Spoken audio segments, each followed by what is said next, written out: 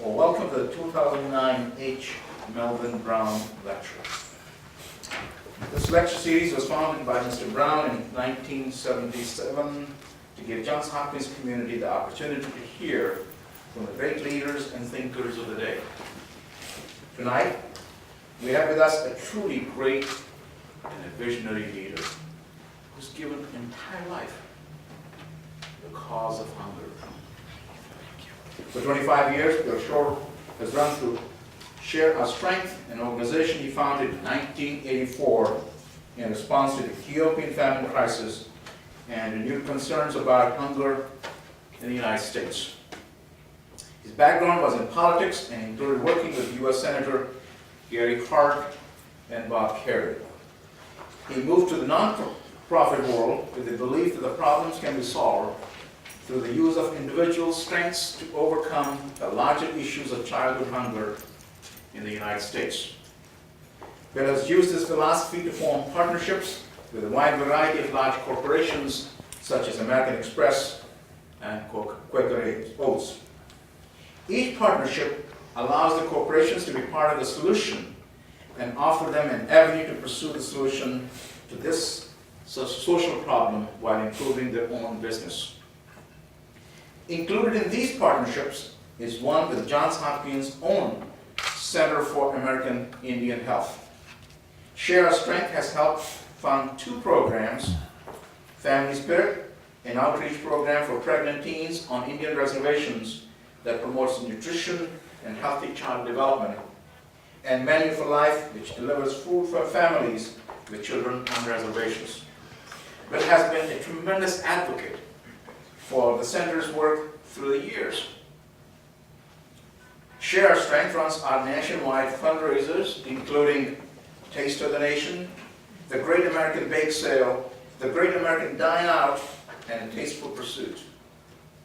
Each of these allows a variety of members of the community to join in and use their own talents to raise money and awareness for the devastating problem of childhood hunger in this country. Taste of the Nation, for example, has employed efforts of over 2,000 chefs, corporate sponsors, and individuals to use their talent for events in cities all over the country to raise over $70 million for anti-hunger organizations. In addition, Bill has created Community Wealth Ventures, Inc. to help not-for-profit organizations strengthen their social impact by identifying and stimulating new sources of revenue, thus creating community wealth. Specifically, they guide non-for-profit entities to build ventures with businesses and corporations, as well as with strategic alliances with other not-for-profit organizations for all parties involved. Ladies and gentlemen, without further ado, please let me welcome Bill Shore. Thanks, Dean. Thank you. Thanks. Thanks so much, Dean. Thanks for having me. I'm going to take it that the empty seats mean your students are so diligent that they can never peel away from their studies, even for a moment. But I'm really pleased to have this chance to be here. And I think we'll make this casual. I'll make some comments, then we can have some discussion. You'll be pleased to know I have a new speech coach. He's 4 years old, my son. And the advice he gives me when I start to digress is he puts one hand on each side of my cheek and he says, "Dada, focus, focus." In a tone of voice remarkably similar to my wife's. So I'll try and stay focused here, but just give you a little sense of our work, and particularly the role that I think, the really extraordinarily important role that I think schools like this can play in some of the challenges that our society faces. We find ourselves at a really extraordinary time, I think, and just last year at this time, as you'll recall, as a society, we were spending a lot of time and energy talking about how to get our markets going again. The markets were frozen, the banks weren't lending, and there was no business being transacted. I would tell you that there are a set of issues that I've worked on for the last 20 years or so, for which there are no markets. It's not an issue of the markets being frozen. There are no markets that exist at all. Because these issues affect people who are so voiceless and vulnerable that there are no markets, either economic or political, to serve them. And so one of the challenges I think we face as a community, one of the challenges I think that schools face is how do we prepare young people to deal with those types of problems, and how do we use the business disciplines that you use when you deal with markets to also address issues for which there are no markets at all. Certainly hunger is one of those, certainly poverty is one of those, global health issues. We find the same kind of dynamic. And so as we ask ourselves, how do we think about doing this work more powerfully? How do we prepare others to do this work more powerfully? I would suggest that there's a set of challenges that we face that we have in common. And whether our interests are the environment or Copenhagen or climate change or hunger or poverty or healthcare, certainly if you're working in the nonprofit sector, there are a set of challenges that you face no matter what those issues are. One is, first I would say, is that although in the early days of the organization that I started, Share Our Strength, which I'll tell you a little bit about in a moment, we used to stand up and say, you should invest in us, you should support us, we're lean and efficient, and we can make a little bit go a long way. And one of the things we started to realize after doing this work for even a very short time is that if you're trying to solve hunger or poverty or issues like that, in fact, a little bit doesn't go a long way, a little bit only goes a little way. And the only thing that goes a long way is a lot. It takes a lot of time and a lot of talent and a lot of treasure to solve these problems. And one of the challenges that's particularly inherent in that in the nonprofit sector is what I would probably define as the biggest difference between for-profits and businesses and nonprofits. And that is not so much compensation, it's not so much management and professional skills, it's access to capital resources. In the for-profit sector, if you build a better mousetrap, if you create a better product or service, the odds are that capital will flow towards you. If it's inferior, capital will flow away.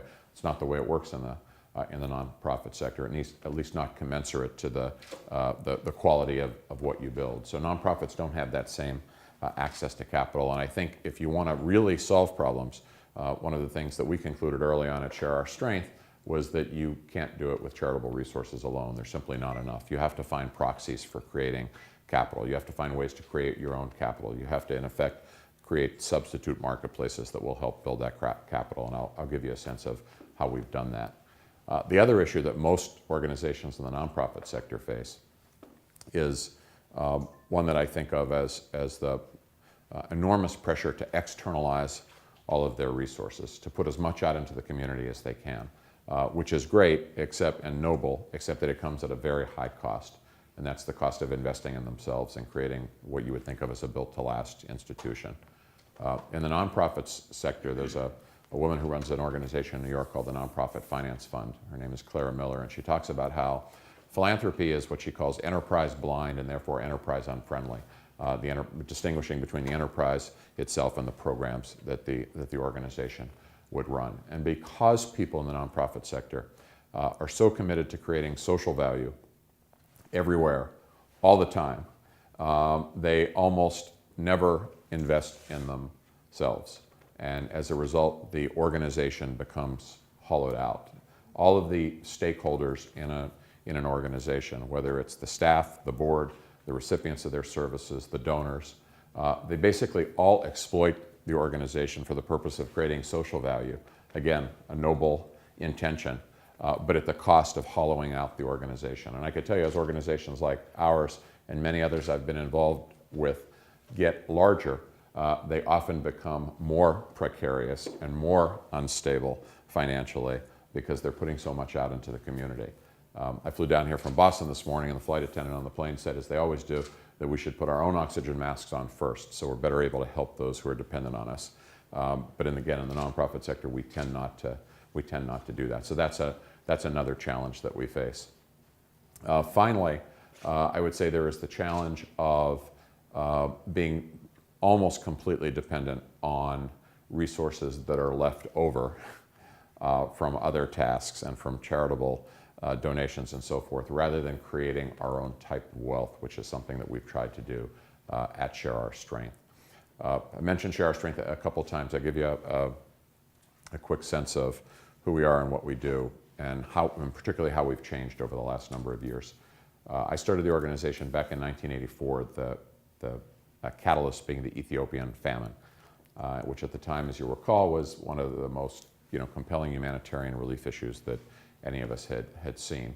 And we wanted to start an organization that would be a consistent and reliable funder of the most effective anti-hunger and anti-poverty issues around the world. Our focus when we started was mostly international. At the time, the only thing we knew when we started Share Our Strength was that we wanted to be a grant maker to organizations like Oxfam or Axion or global health organizations, other organizations dealing with hunger and famine. We wanted to be a grant maker to them, but we did not want to be a re-granter. We didn't want to go to the Ford Foundation and ask for $200,000 so that we could give $180,000 of it to Oxfam. There didn't seem to be any value added there. In fact, there seemed to be a little value subtracted. So the very odd decision that we made as a new nonprofit organization was that we wouldn't have any government money, we wouldn't have any foundation money, we wouldn't have a high donor program, we wouldn't do direct mail. We started with literally with a $2,000 cash advance on a Visa card, and that was all we had. But we had this notion that somehow, if we were going to really add value, instead of redistributing wealth, we were going to have to create wealth. Instead of fighting for our share of the charitable pie, we were going to have to find ways to make that pie grow. And so, having sworn off all these other sources of kind of conventional funding for nonprofit organizations, we backed ourselves into a very tight corner. The only way that we could survive, let alone thrive, was to find ways to create wealth. To make a long story short, we started to very methodically organize the restaurant and the food service industry, thinking they would have a connection to the issues of hunger since they made their livelihoods from food. And so we started to talk to chefs and restaurateurs and find ways to engage them, cooking in food and wine events, teaching low-income families about nutrition and food budgeting and grocery shopping skills, that type of thing. And we ended up, jump ahead today, to about, I guess, about 14,000 chefs and restaurateurs who are now part of Share Our Strength. As a result, from the $2,000 cash advance that we took out in late 1984, we've since raised $265 million. And most of it comes not from charitable activities at all, oddly enough. With the 14,000 chefs and restaurateurs, we have them engaged in food and wine benefits and events all over the country. But what has really been, I guess the driving factor of our ability to create wealth is we've signed marketing contracts with a lot of companies who want to market into the high end of the restaurant and the food industry. And most of the restaurants we work with are the top kind of white linen tablecloth restaurants, the best chefs. And companies like American Express started to come to us to say, we'll pay you $400,000 a year if we can be the exclusive credit card at Share Our Strength. And Evian said we want to be the exclusive water. And Illy said we want to be the exclusive espresso. And on and on and on. Today we have probably 40 or 50 contracts, marketing contracts with the marketing departments at these companies, as opposed to doing any work with their foundations at all. So it really did put us in the position of creating wealth rather than distributing it, put us in the position of doing commerce, and we had to build a team of people that knew how to be account managers of all these different relationships. The advantages for us were not competing with brother and sister organizations who we were trying to help and fund, and so not competing with them for scarce and finite philanthropic dollars. And also having money come into us that has no strings attached whatsoever. So anyone who's ever written a grant knows that there are frustrations that when you finally get the grant, there are a lot of frustrations that come along with it because you can only spend it in certain ways. And we didn't want to have those restrictions on us, and so we actually ended up bringing in dollars that we think are worth 2 or 3 times as much because there's no strings attached on what we do with them. It became a very popular notion in the nonprofit sector, this idea of earning money like a business would earn money. And so a lot of organizations came to Share Our Strength to say, would you teach us to do this ourselves? Would you help us position ourselves to do similar type of work? And so we ultimately created a consulting firm, which our nonprofit owns. It's a for-profit consulting firm called Community Wealth Ventures. And the idea is that nonprofits can, in effect, use their assets that they've created, often inadvertently in the course of pursuing their mission. Nonprofit organizations create assets that have a real marketplace value. Usually the people who work in nonprofits, I would certainly include myself in this in the early days, don't have the business sensitivities, interests, skills, education to recognize the assets for what they are. If they recognize them, they may not have the appetite to do anything with them. They purposefully and intentionally chose not to go into business, but the nonprofit sector. And if they recognize them and they have the appetite, they may not have the skill set to do anything with them. And so Community Wealth Ventures helps organizations understand how to tackle those particular challenges. What it meant for Share Our Strength, and for a lot of the nonprofit organizations we work with, and now for a lot of the businesses that we work with, and a lot of young people who are coming out of business, and it's such a different time than when I was coming out of school, because I know that my generation often had to make a choice between, are we going to create wealth, or are we going to serve the public interest? Back in the 60s and 70s, people felt torn between one or the two. And now I think it's a false choice. Now there are opportunities to create wealth to serve the public interest. But what it meant for us was understanding that there were at least 3 challenges that we, as a sector, as a community that wants to do this kind of work more powerfully, this work that doesn't have markets to support it. There were probably at least 3 challenges that we faced. One was this challenge of creating this new kind of community wealth. And so we started to study other organizations who were doing it. And we found in Seattle Pioneer Human Services, which works with ex-offenders and substance abusers, and 900 men and women that nobody thought would be employable.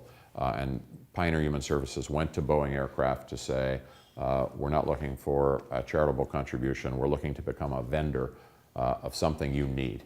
And Boeing said, well, what we need is precision cut sheet metal for the cargo bay liners of our aircraft. And we'll help you build a factory to do that. So Boeing had this very enlightened idea of what their community engagement could be about. And they literally built, with Pioneer Human Services, a factory that is ISO 9000 certified, the only nonprofit to have that designation in the country. And their revenues went from about $2 million a year to today about $65 million a year as a very important vendor to Boeing Aircraft. Lots of other examples. In Rockville, Maryland, Jewish Social Services Agency had a home health care program for low-income families. That was part of the mission and the social program of Jewish Social Services Agency. Their healthcare was at such high quality that when they came to us and they said, we're strapped for operating revenues, we'd like to expand this program, we can't. We said, well, why don't you offer it to high-income families as well who need home health care services, and use those profits to extend the reach of what you do. And in their second year, they had revenues of about $2 million, profits of about $400,000, all of which went to being able to provide more home health care for low-income families. As we get into discussion, I could give you lots of examples of this. I should say that it's not for every organization. There's some organizations that by virtue of their size or mission or culture, this may not be right for. But it's right for a lot more organizations than are currently doing this idea of actually creating wealth for themselves. A second challenge I think that the community faces, and one that business schools I think are in particular exquisitely well positioned to teach, is what I think of as the challenge to compete. In the nonprofit sector, we don't think of ourselves as competing, but I think there are a couple very important ways in which nonprofits need to learn to compete. One is from my experience on the board of the Timberland Company, the boot and clothing company, which I've been on the board of for about 8 years now. When I joined the board, I had no business experience whatsoever. I'd never been on a corporate board. I was very intimidated. It was the CFO of Colgate-Palmolive, the president of Apple International, a woman who ran 2/3 of Hasbro, just huge companies and business experience. And I wasn't sure what I'd be able to contribute. And I sat quietly for almost the first year because I'm on 5 or 6 other nonprofit boards. And this board was completely different from any board I'd been on the nonprofit sector. The first thing I realized was that when they made decisions, important decisions, they actually made them on the basis of information. This was a huge shock to me. They had research and data and had studied these issues, and they made quality decisions. The second thing is they paid their board a stipend, and if you're on a nonprofit board, you spend half your time trying to get a quorum. Everybody on the Timberland board shows up for every meeting because they pay you a nice little stipend. The third thing that I realized, probably most relevant to this conversation, is most of what the board focused on was ensuring that the company and the senior management were very purposeful and intentional and organized for the purpose of outperforming their peers. And they thought of themselves not as just trying to sell boots to you and I, but they thought of themselves as competing to get the best people to work in fashion and footwear to come to Timberland and to stay there longer. They thought of themselves not just competing to sell apparel and t-shirts to you and I, but competing to have a brand that stood for rugged outdoor and environmental values, and they measured how they did against that. What I realized is that they understood what a lot of nonprofit organizations don't understand, which is that to compete at any level, you must compete at every level.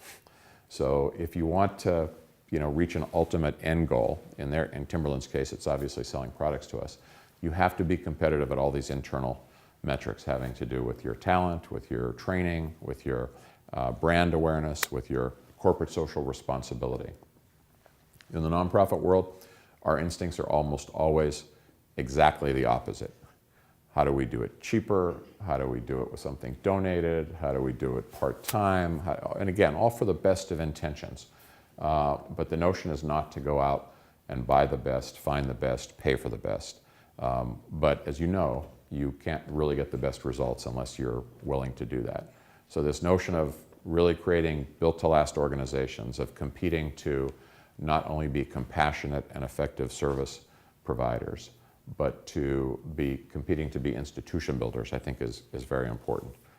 The other way in which organizations need to compete is in terms of the same way a company would compete to deliver outcomes to its stakeholders. On the Timberland board, obviously, like a lot of companies, we have a target for earnings per share and for the stock price and for annual sales and so forth, and we have to deliver that to our shareholders and stakeholders. In the nonprofit sector, you find it very hard to get organizations to think this way. So Share Our Strength went through a real transformation about 4 years ago. We were a grant maker and still are a grant maker, have been for all these years, to about 250 nonprofit organizations around the country, including the Center for American and Native Indian Health, which the Dean talked about, which does fabulous work around the country. So we've always been a grant maker, and we've supported the things that nobody else wants to support, the operating costs for these organizations and so forth. But we didn't get a sense of how we were moving the needle. And we kept thinking about something that the writer Jonathan Kozol once said, which is that you should pick battles that are important enough to matter, but small enough to win. And we really liked that construct, because you can do this work and kind of tilt at windmills for a long time, and there are important issues like the fact that 1 billion people on the planet live under $1 a day, and 1 million kids a year die from malaria, and lots of issues, 47 million Americans, as we know, without health insurance, and today in particular, 36 million Americans on food stamps for the first time in the history of the country. 1 in 4 children in the United States on food stamps, as you might have seen in the New York Times last week. And in cities like Memphis, St. Louis, New Orleans, more than 50% of all the kids in those cities are on food stamps. And of course, the unemployment issues we face. So we know we can't solve all these problems, and so we started to look for important enough to matter, but small enough to win. And we realized that of all the different things that we work on, the issue of childhood hunger was an example of something where we might actually be within striking distance. If you look at the number of kids who are hungry in America or at risk of hunger, it's a large number. It's about 17 million kids. If you look at the number of kids who are hungry on a chronic basis, meaning day after day after day, struggling with this issue, it's a much smaller number, and it's a manageable number. And we thought it's probably about 1.5 million to 2 million kids, and 70% of them are in 10 states.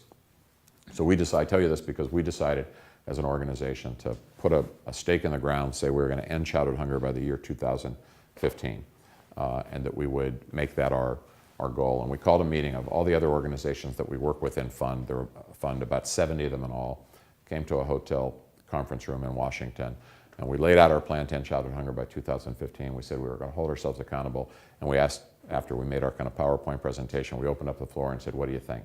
And of the 70 groups that were there, 69 of them were wildly, enthusiastically, violently against it. They said no. And we were like, what do you mean? And they said, well, what if we are not successful? And how would we measure? And what would it cost to measure? And how would we communicate what we'd measured? And what if we miss? And what was really going on there, I think the subtext was a real discomfort with being accountable for a specific outcome. I know from my own experience that you could do this work for a long time and always be thought of as a good guy and have important deans say nice things about you at the podium without ever having to, hold up your hand and say, oh yeah, by the way, I'm responsible to deliver a very specific outcome, and if I don't, you should stop investing in our organization. So very few wanted to say that. We decided to say it. And we spent the next 3 years talking and trying to educate our colleagues and our allies, and about half of them came around. And then just 6 weeks before the recent presidential election, candidate Obama issued as his goal a white paper that he would end childhood hunger by the year 2015, which was the same as our goal, and we had a little bit to do with that, and then everybody else in the community came around as well. And so now any anti-hunger organization, you ask what their objective is, it's to end childhood hunger by 2015. But it's not the natural reflex, that type of accountability to deliver an outcome, which I think in the long run makes us a lot more competitive. And I brought up this point as a point about competing. If we're successful, I think we're in a much stronger position to compete, to go climb the next higher hill. The last challenge I would say we have to embrace is one that I think of as not a challenge of developing new solutions, but a challenge of what I think of as of biotech engineering would be the way I would think of it, of how do we actually scale and grow and sustain programs that we know to be effective, that we know work. I think a lot of people think that because of the seemingly chronic nature and persistent nature of issues like hunger or poverty or homelessness. I've got older kids as well, and they come up out of the subway in Washington and they see homeless people asking for money, and they think, boy, Dad's been at this a long time and he's not getting anywhere, right? This problem still exists. It doesn't seem to ever go away. But I would argue that most people who work in the nonprofit sector have found exactly the opposite to be true, and have had quite a different experience, which is why they're there. We've seen programs that work. We've seen the impact they have on a family. We've seen the impact that they have on children. I started to think about this. I was telling the dean that I've been doing some writing on global health, and there's a scientist in Rockville who's been working on a malaria vaccine. The School of Public Health here, of course, is doing some really unbelievably valuable work on malaria as well. This man's name is Steve Hoffman, and as I was talking to people about who was doing good work on malaria, they would tell me about what was going on here at Hopkins, they would tell me about what's going on at Harvard, they'd tell me what was going on at Walter Reed Medical Center, and then just as they were like literally getting out of their chairs after maybe an hour-long interview, they would kind of laugh and say, and then there's that crazy thing Steve Hoffman's doing. So I only had to hear that once or twice to get really interested in Steve Hoffman. And it turns out what they think is crazy about what Steve Hoffman is doing is he's working on a vaccine that was discovered 40 years ago in 1968 by two doctors at NYU, which basically takes the mosquito that's carrying the malaria parasite, irradiates it to weaken and attenuate the parasites in the mosquito, and then has you dissect the mosquito's salivary glands, which is where those parasites reside. And if I inject that into you whole, that is about 100% effective. Maybe it's 98% effective compared to any other vaccine that's ever been tested for malaria, and there's never been one that's existed for malaria or any other parasitic disease. Compared to any other vaccine that in clinical trials has been at the range of about 30% effective. So it's 98% effective, but 40 years ago when they discovered that, they said, of course, it's entirely impractical to be taking mosquitoes, their salivary glands, dissecting them. And so everybody who envisions what Steve Hoffman's doing envisions a room with a lot of people in white coats bent over their tables dissecting mosquitoes. So I went to visit him, and guess what I found? A room with a lot of people in white coats bent over mosquitoes dissecting their salivary glands. He was in a little strip mall in Silver Spring when I met him. About 2 years after I met him, and he let me follow him around for that period of time, Bill Gates met him and gave him $42 million. And today he's in a world-class manufacturing facility in Gaithersburg, Maryland. But the first thing he told me was that the challenge here is not one of biotech engineering, is not one of scientific discovery, it's one of biotech engineering. And so we started to apply that to our work at Share Our Strength, because I think it applies to so many other organizations as well. And the last thing I'll tell you about this before we can kind of open it up for some questions or conversation is that part of the change that we went through is thinking about, okay, in our country, kids are not hungry for the same reasons that they're hungry around the world. We don't have famine or drought or war here within our borders. We actually have really great programs like school breakfast and school lunch. and a lot of private organizations like Share Our Strength and Feeding America and so forth. So why after all this time are so many kids hungry? And what we realized was that kids were not hungry because we lack food in this country, because obviously we don't. Kids were not even hungry because we lack food and nutrition programs. Kids were hungry because they lacked access to those programs. That really seemed to be the only possible reason that so many kids could be hungry on such a chronic basis, that they weren't getting enrolled. If you lived in this region 3 or 4 years ago, you might remember a story that was in the Washington Post 3 summers ago about the DC government turning back $5 million in federal funds that had already been authorized and appropriated for the summer feeding program that exists when the schools are closed for the summer, because the district didn't have its act together to organize the summer feeding sites. And I'm sure if you're dealing with all the problems that the district is dealing, it's one of the least of your pressing problems. So it's not so much a knock on the district as just to say, these are kids who are voiceless and vulnerable, and they don't have that kind of representation. And so Share Our Strength the next summer spent about $30,000 to organize the Parks and Rec Department and the Rotary clubs, and we got these summer feeding sites up, and it was a tripwire for $5 million coming into the district. What we realize now, particularly during this recession, is that there's an opportunity, as so many governors who ran for office to do good things are doing nothing but standing up and cutting the budget day after day after day, month after month. There's another announcement about budget cuts. And so we started to talk. Actually, the very first person we talked to was Governor O'Malley here, who I'd known for a long time just through other kind of work. And he got very excited about Maryland being the first state to end childhood hunger. He introduced us to Governor Bill Ritter in Colorado, who's a first-term governor, former Peace Corps member, good guy, getting clobbered politically right now because of all the budget issues that they have, a lot having to do with the recession.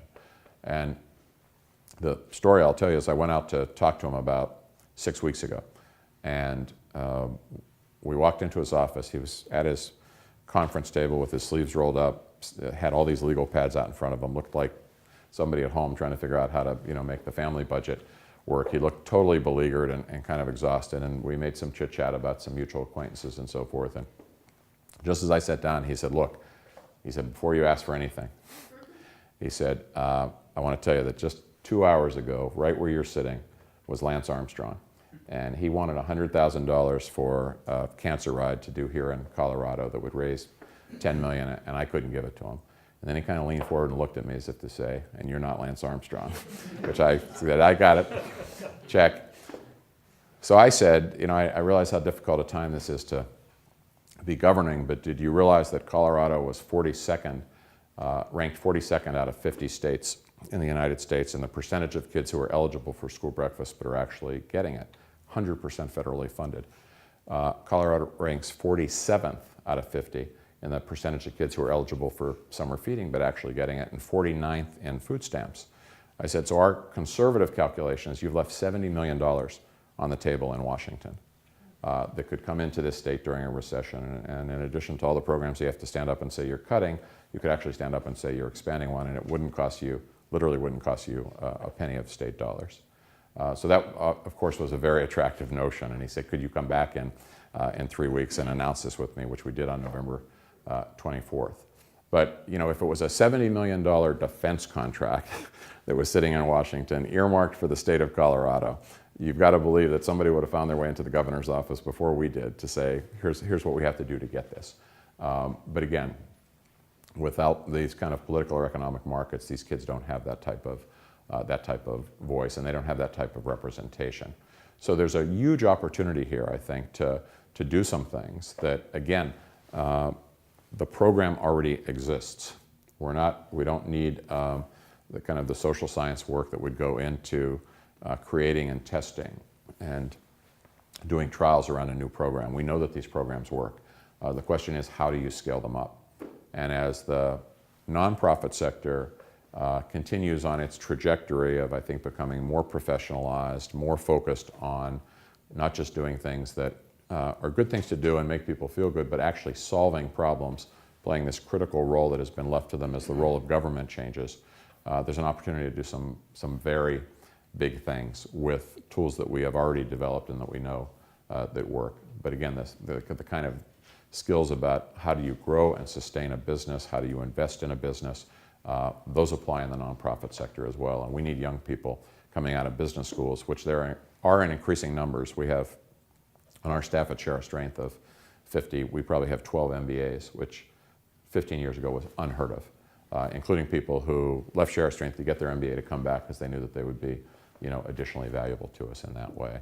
So very exciting time, and I hope there's other opportunities for me to come work with the school and your students and find ways to get them involved in what we do. So thank you. Thank you. Any questions or? Thank you, first of all, for very elegant presentation. How do we educate our corporations? And I'm not asking the corporations to give money, as you said, but how do we educate them? Because at the end of the day, it is in their interest, because of the future workforce, it is in their interest to participate in that model that you just described, given the fact that you cannot create a successful business in a failed society, in a failed community.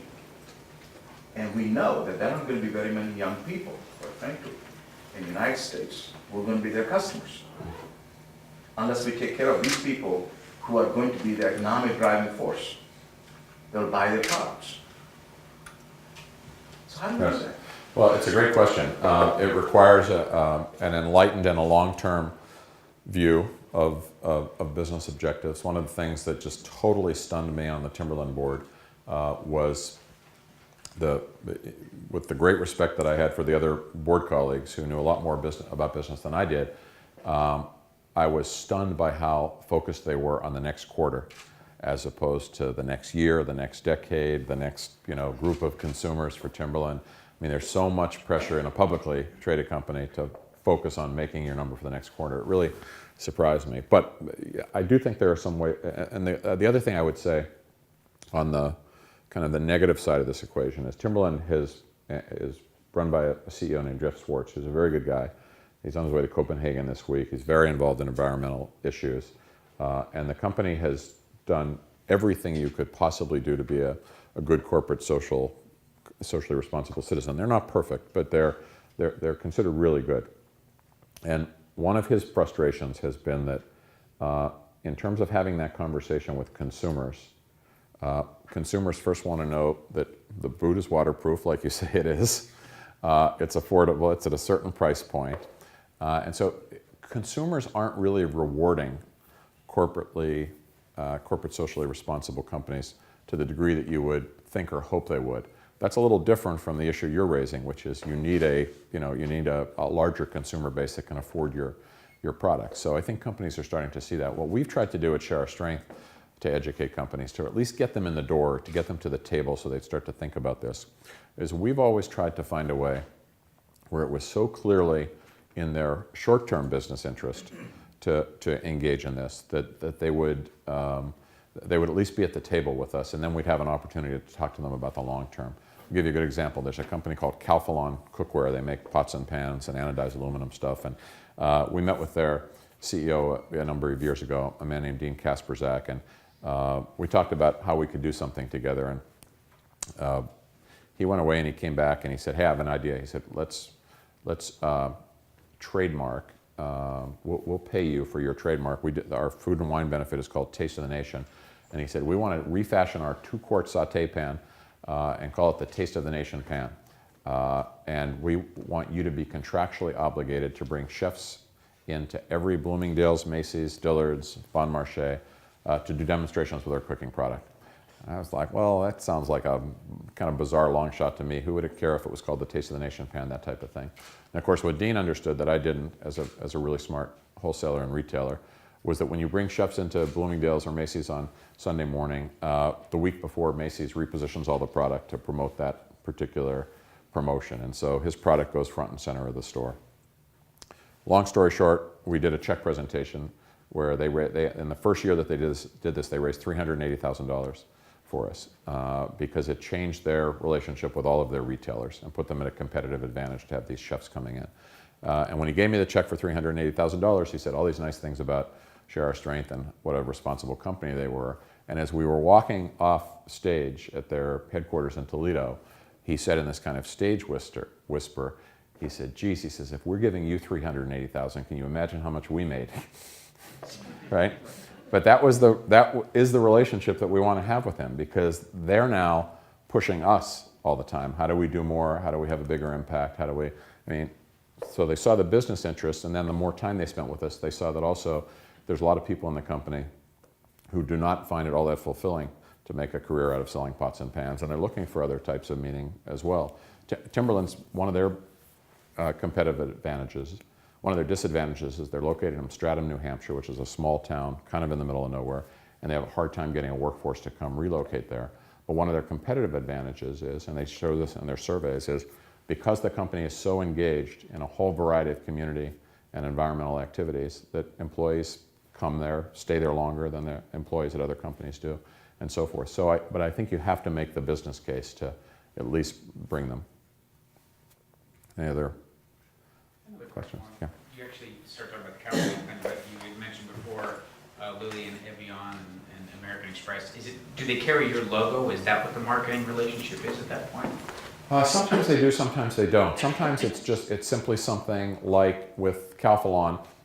They want to, we're literally, one of our assets is we can get chefs to go to Macy's and they can't. And so we were contractually obligated to bring chefs into Macy's every Sunday morning for 8 Sundays in a row during a slow period. So when we go into a company, what we try to do, and my experience is that 90% of the time when a nonprofit sits down with a potential corporate partner with an idea that they think is good for the corporate partner, they are guessing, and they're guessing wrong.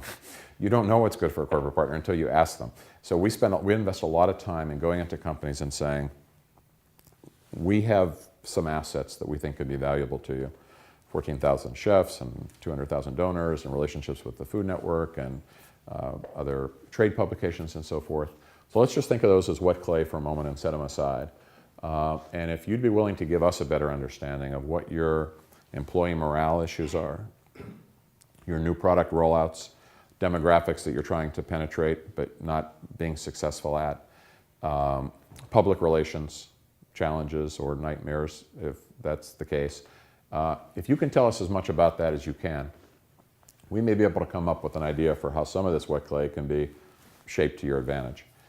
So what we have found out is that because we're not a household word, frankly, Share Our Strength is, it's known in a segment of an industry. So it's extremely well known in the high-end segment of the restaurant industry, but outside of that, not well known.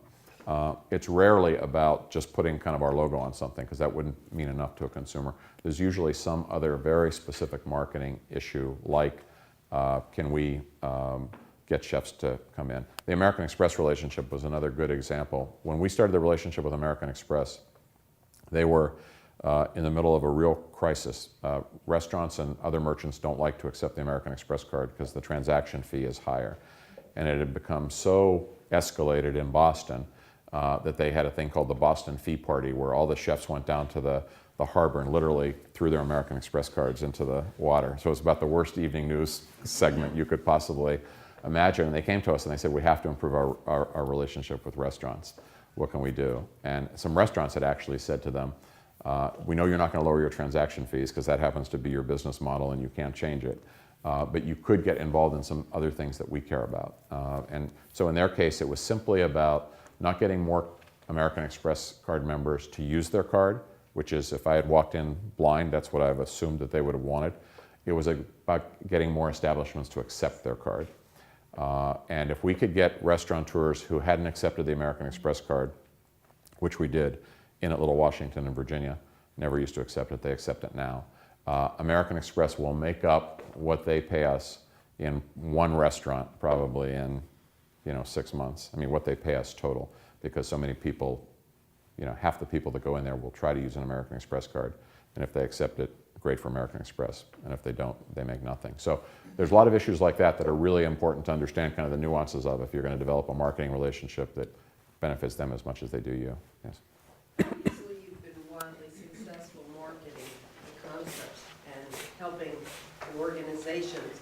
But I'm curious, you refer to yourself as a nonprofit, and are you a public nonprofit, a private nonprofit, and how does that relate to the other segment of your business? Yeah, well, that's a good question. So we're a your basic 501c3 nonprofit. We're a public nonprofit, like 90% of probably the nonprofits that any of us have heard of. We do own a for-profit business. This consulting firm that I mentioned is a for-profit. And there's no reason that nonprofits can't own nonprofits. You can own a consulting firm or you can own a Dunkin' Donuts franchise as long as you pay tax on your unrelated business income, which we do. So, we're in a way we kind of try to have it both ways, at least with the consulting firm. But we're basically a nonprofit that has activities that are sometimes considered unrelated to. So, for example, a nonprofit is not really in the business of helping a pot and pan company sell more pots and pans, right? We don't consider that our business. It's a means to an end because it brings in a lot of money that enables us to feed kids, but it's not a business. So there are times where some of our relationships will be viewed as what the IRS calls unrelated business income, and we pay tax on it. Your nonprofit pays tax on that, or your profit? Our nonprofit pays tax on our for-profit pays tax on everything because it's a for-profit, so it pays tax on all of its income, unless it has losses that offset them, which in the first year we did, but it basically pays income tax. And our nonprofit only is tax exempt unless we have income that's unrelated. So if we sell products and things like that that are not really related to our mission but only fund our mission, depending on how that's structured, that could cause taxation. Sir? How is Share Our Strength addressing what I consider to be an obesity epidemic in the United States versus a hunger epidemic?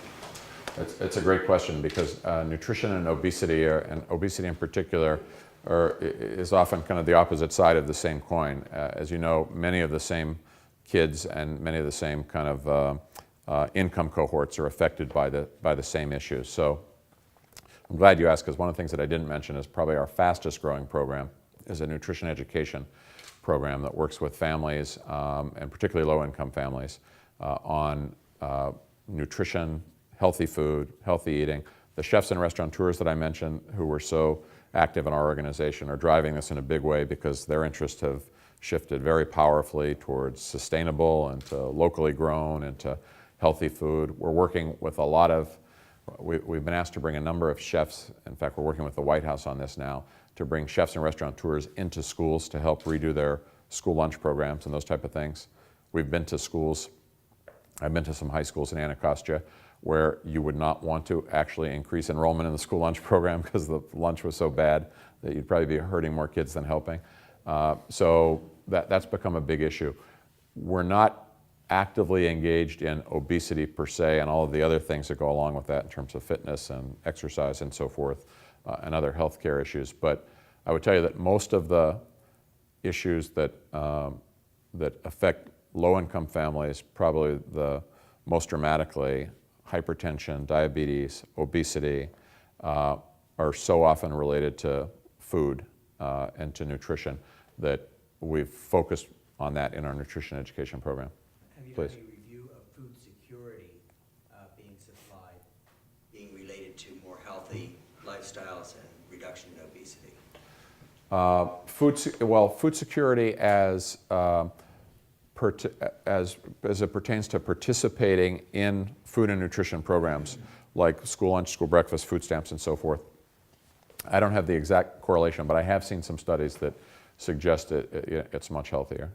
And typically what you have in a lot of low-income circumstances is families who buy calories for energy and because they're cheaper rather than buying healthy foods. And it's not, as you know, it's not inexpensive to eat healthy. It's not easy to do. And there's places where it's, kind of the food desert issue, there's places where it's almost impossible to do. Yes? So you keep saying low income, that's your biggest measurement for the share for the students, for the kids that are hungry in America? Yeah, that's certainly where we see most of the hunger in really low-income areas, both urban and rural. I mentioned that 70% of the kids who are considered hungry on a chronic basis are in 10 states, And they tend to be the really large states that have a mix of urban and rural, like California, Florida, Texas. But there's also the biggest gap among the poorest kids who may not have advocates for them. There's often the biggest gap in their participation in some of these programs that they're entitled to be part of. Yes? Can I change the topic a little bit? You mentioned at the end of your speech that you have 12 MBAs now working in the 50 staff that you have. I'd love to hear your thoughts on what they're contributing and what your view of an MBA education and its value is for an organization like yours. Yeah. For us, it's been really, really important. I'll tell you that our CFO, I'll use him as an example, was from Capital One. And he had been president of Capital One France and then CFO of their Global Financial Services Division, which is just a division of Capital One. And then he had, he'd made a significant amount of money, but not enough to never work again. And he was young and still wanted to work. So he started to look around in the nonprofit sector, and we met, and I thought he was very, very good. And he's only been with us a year, but he's brought, first of all, a whole set of just financial acumen, systems, understanding, and our consulting firm sees this all the time. Nonprofits, even understanding the real costs, the all-in costs of what they do, almost never. They just don't. And so you have all these distortions and subsidies in your programming that you don't even know are there, that kind of skew the way you build your organization. So we have found that the MBAs are really good at sorting that out rather quickly. They're really good at understanding return on investment. So what we went through as an organization, and it affected a lot of what we do, and a lot of the non-MBAs are in the same place now, is we spend a lot of time really, like any organization, whether you're large or small, whether you're financially well off or not, at the end of the day you still have to make choices. And the choice I think you want to make as a nonprofit is to invest in programs that have the greatest return, that reach the most number of people and have the greatest impact. And that's very hard to understand without building in the financial piece of it. One of the other doctors that I've worked with, his name is at GW, his name is Peter Hotez, and he's been developing a vaccine for hookworm. And there's never been a vaccine for hookworm. It affects 750 million kids around the globe. It's a very debilitating disease. And what he told me was, there are some very promising vaccines for hookworm, but he's not interested in them. He's interested in the vaccine that you could develop for $1 a dose.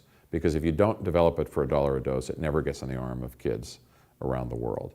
So to understand that at the beginning of if you take, translate that to kind of a nonprofit, our nutrition education program, for example, before our MBAs got involved, we had this new operation, it's called Operation Frontline, and it's a fabulous program.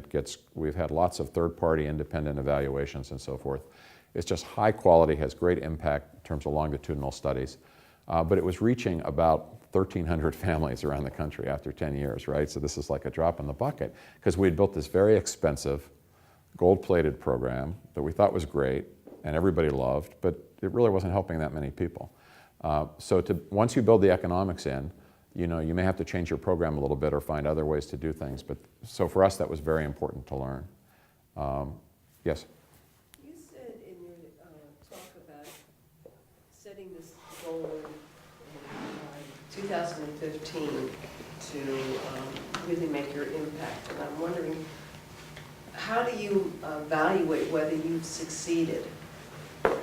Yeah. Well, the way we'll evaluate it, and we've actually spent a lot of time talking about this and a lot of time internally kind of wrestling with it, is what would our metric be? The metric would be not having kids who are hungry, but then the question is, how do you know that? So we know it a couple different ways. One is that the Census Bureau and the Department of Agriculture survey families every couple years on questions about hunger. It's a very flawed kind of measurement, I think, because it's a set of 24 questions that the family fills out, and depending on what their state of mind is at the time, their answers, could vary all over the lot. And if they answer a certain number of questions, like, is there a time every month where you worry about you're going to be able to put food on the table? So, if they answer enough of those a certain way, they're kind of classified as food insecure.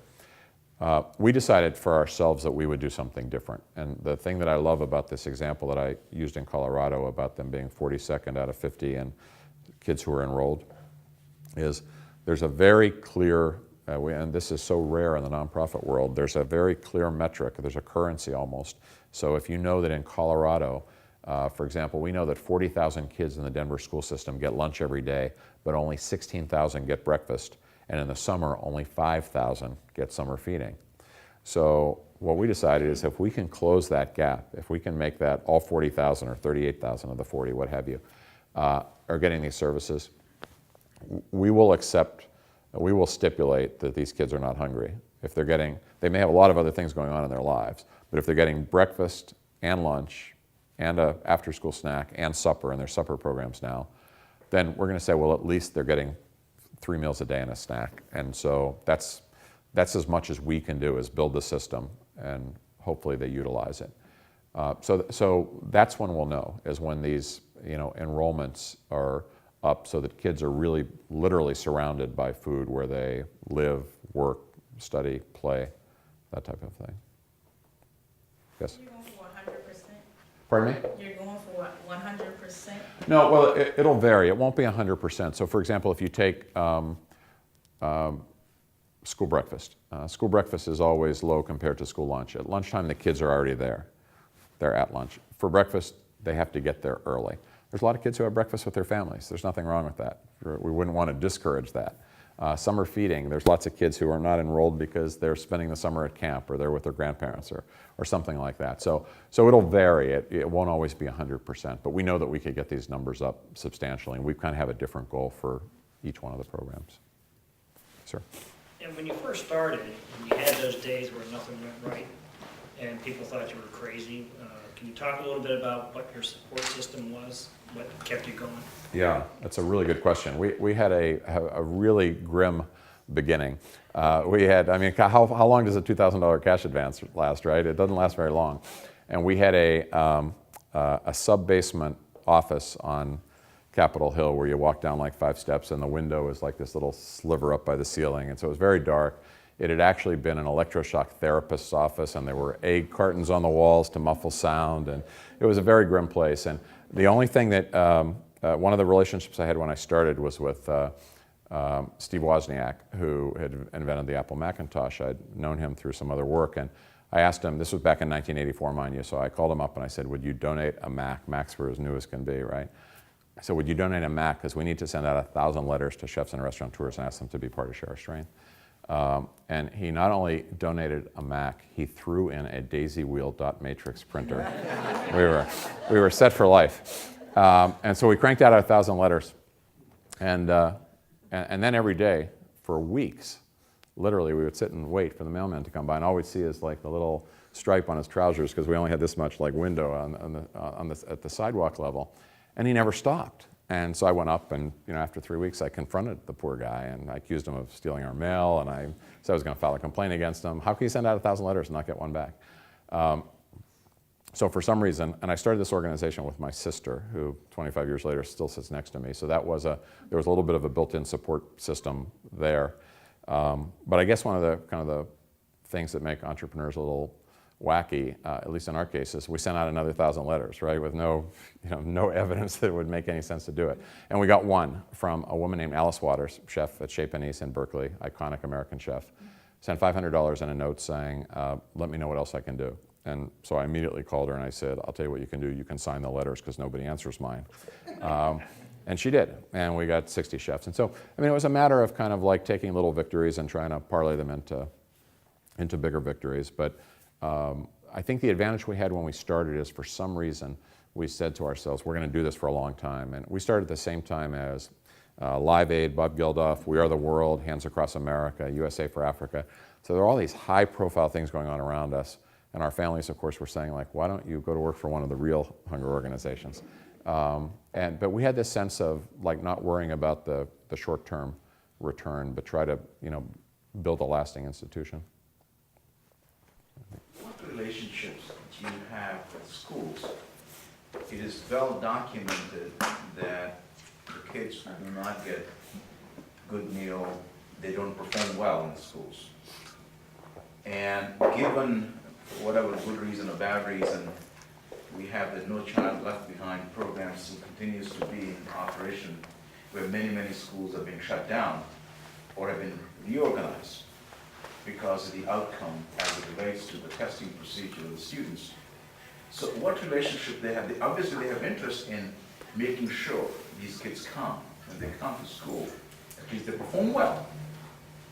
And so what relationship you have these in those areas, be it New Orleans or wherever that might be, with respect to the school boards and schools? Yeah.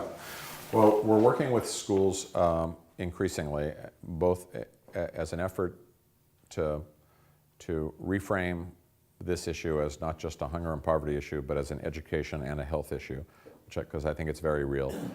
We just hired Celinda Lake Research Partners, big national pollster. She did a survey of 740 public school teachers, K through 8. She just did it about 12 days ago. 62% of them said they had kids in their class who were not performing well because they came to school hungry. 63% of the teachers use their own teachers' salaries every week to buy food. This is what set us onto this survey in the first place, is we kept hearing from teachers who took us into their classrooms and showed us their closet, and it was all this food that they'd purchased for the kids to eat during the school week and to take home on weekends. And so we found that 63% of public school teachers are buying food every week from their own teacher salary, which is not very big to begin with, as we know. So we're going to, I think, be meeting with Arnie Duncan pretty soon, sometime in the next month. We just kind of corresponded today, actually, about this survey. So I think, and not just reframing the issue, but schools are our best delivery system right now because they have these programs. And increasingly, schools are being used, past 3 o'clock every day, and there's lots of opportunities to touch kids in schools. So we're just starting down that path. And just like the example with the District of Columbia, some schools have so many other problems that this is not high on their list. But I think as teachers in particular start to bear witness to the, we think of ourselves as kind of cheating kids by not feeding them. We're really cheating teachers to saddle them with all these other challenges we expect of them to accomplish and to do it with kids who are hungry and have headaches and stomach aches and all those things. It's a tall order.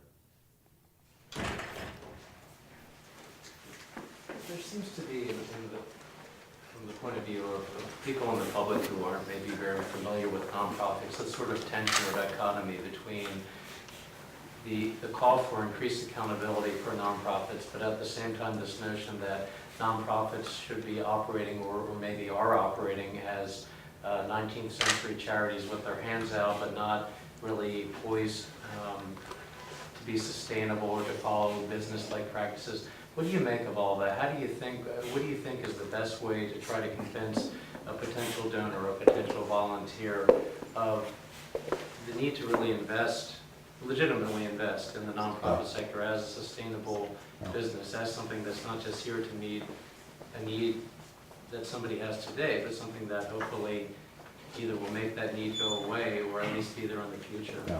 Well, I think it's a great question and a really important issue, and I think it underscores that there is this schizophrenia, I think, among the public about how they think about nonprofits. My view, at least, is that we have to insist that we be measured on our impact, not on our inputs.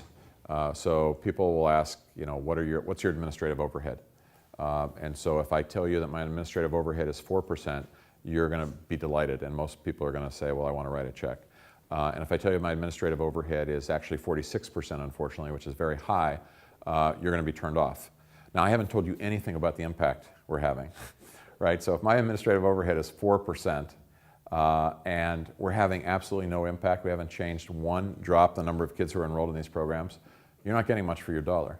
If my administrative overhead is 46%, but we've closed that gap from 20% get school breakfast to 90%, you're getting a great deal for your dollar because we're leveraging millions and millions of dollars. But I think because it's so hard to measure outcomes and impact in the nonprofit sector, and because there is no common currency.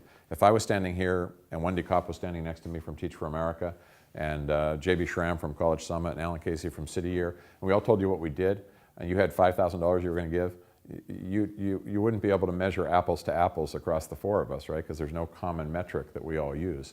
So it's very difficult, but to me, the first step is for nonprofits to say, look, we're going to spend money to measure and to communicate what we measure, knowing that as we do that, we're actually, that money only comes from one place. That comes from the services, the immediate services we're providing, right? So I have to be willing to, in the face of really urgent human need in the short term, to say we're actually going to do less, help less people today, so that I can measure and tell you the impact we're having, believing that if I do that, we'll be able to serve a lot more tomorrow. But that's a tough decision that a lot of nonprofits haven't been willing to make. In your consulting experience, have you seen more medium-sized or small nonprofits doing a better job of measuring their outcomes? Oh yeah, I think a lot of them are now. I think there's a big push towards transparency. I think foundations are demanding it more. I think, we used to live in an age where there was a nonprofit board that you looked to because you didn't know a nonprofit was a black hole. You didn't know anything about it. And so a board had a fiduciary duty to, ensure certain, financial integrity and other impact. Now there's lots of ways to find out about how a nonprofit's doing if you take the time, whether it's online or some of the rating systems, which I think are flawed, but still there's that information is available. And I think it's only going to go in this one direction, I think, towards more transparency, which is good, and more ability for consumers to say, we will judge you on impact, not your inputs.